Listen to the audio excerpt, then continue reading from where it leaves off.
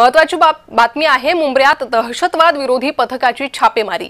मुंब्रा भागातील 4 घरांवर एटीएसने छापेमारी केली आहे। 2 जणांची कसून चौकशी करण्यात आली आहे। इलेक्ट्रॉनिक वस्तू जप्त केल्या आहे। अल कायदा या दहशतवादी संघटनेचं साहित्य बाळगल्याच्या आरोपावरून एका सॉफ्टवेअर इंजिनियरला पुण्यातून अटक केली होती आणि याच प्रकरणी आता महाराष्ट्र एटीएसने मुंब्रा भागात छापेमारी केलेली आहे।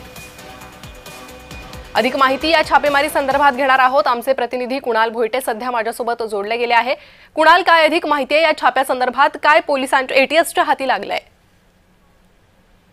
प्रणिता, एकंदरीत पाहायचं झालं तर मुंब्र्यामध्ये याआधी देखील अशा प्रकारची छापेमारी जी आहे ती एटीएस कडून करण्यात आली होती आणि त्यावेळेस देखील काही व्यक्तींना जी अटक आहे ती एटीएसच्या माध्यमातून करण्यात आली होती आणि ही आता सध्याची सर्वात मोठी कारवाई म्हणावी लागेल, कारण नुकताच दिल्लीमध्ये बॉम्बस्फोट झालेला आहे आणि याच अनुषंगाने आता एटीएसने कारवाया ज्या आहेत त्या चालू केलेल्या आहेत। प्रत्येक ठिकाणी छापेमारी करायला सुरुवात केलेली आहे।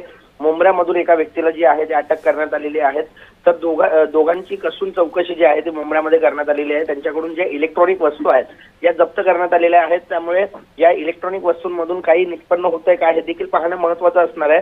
मात्र अल कायदा इन इंडियन सबकॉन्टिनेंट या दहशतवादी संघटनेच्या समर्थनार्थ जिहादचा प्रसार प्रचार करून देशाच्या एकता व सुरक्षिततेला धोका निर्माण केल्याच्या आरोपावरून जुबेर इलियास हंगरकर याला अटक केली होती आणि याचेच जे काही धागेदोरे जे आहेत ते मुंब्र्यामध्ये सापडले होते आणि यामुळे दोघांना जी आहे ते ताब्यात घेण्यात आलेलं आहे। त्याचप्रमाणे ते ज्या ठिकाणी राहत होते म्हणजे कुर्ला या ठिकाणी देखील त्यांच्या घरावरती छापेमारी जी आहे ती एटीएस कडून करण्यात आलेली आहे। त्यामुळे पुढे काही निष्पन्न होतंय का किंवा अजून काही धागेदोरे हाती लागतायत का हे पाहणं महत्त्वाचं असणार आहे। कुणाल, धन्यवाद या सविस्तर माहितीसाठी।